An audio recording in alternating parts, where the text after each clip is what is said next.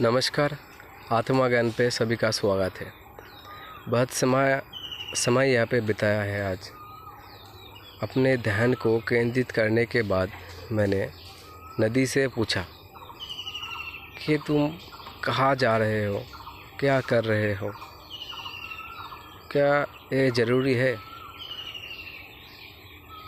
नदी ने मुझे रिपीट दिया कि ना मैं बोलता हूँ ना मैं सुनता हूँ, मैं तो अपनी भाषा से कहता हूँ।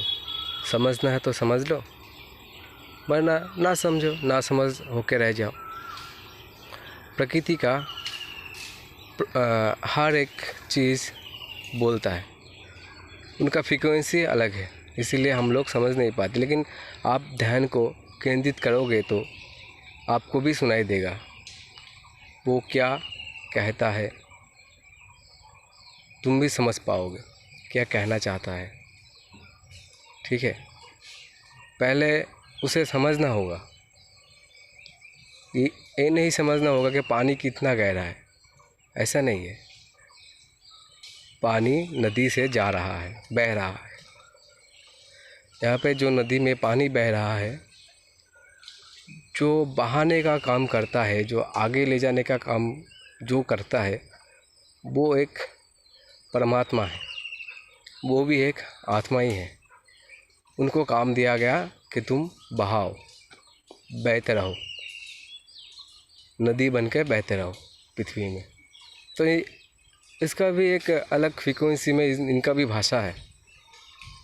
और वो कहता है, मैं जब क्वेश्चन किया, मुझे रिपीट दिया कि मैं तो किसी का सुनता नहीं, किसी को कुछ बोलता नहीं, ना सुनना चाहता हूँ ना बोलना चाहता हूँ। मैं सिर्फ अपने भाषा में कहता हूँ। समझना है तो समझ लो, वरना ना समझ होके रह जाओ। प्रकृति आपसे ये कहना चाहते हैं कि अब हर एक पेड़ को, जैसे वो पेड़ दिखाई दे रहा है यहाँ आप लोगों को, पक्षी,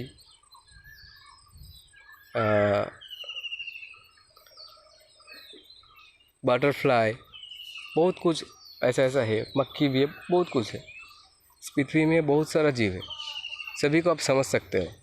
अपना ध्यान को केंद्रित करके, उसके ऊपर ध्यान केंद्रित करके आप उनका भाषा समझ सकते हो। तो इसके लिए आपको मेडिटेशन की सख्त ज़रूरत है।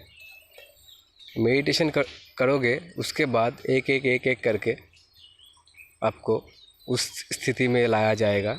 मेडिटेशन के माध्यम से अब आपको एक योगी की तरह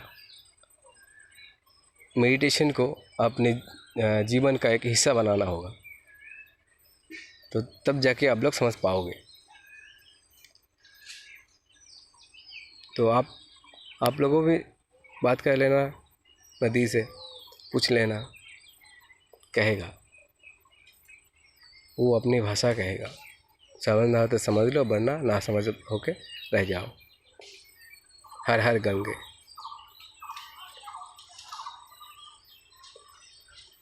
और मेरा गंगा माता को मेरा प्रणाम।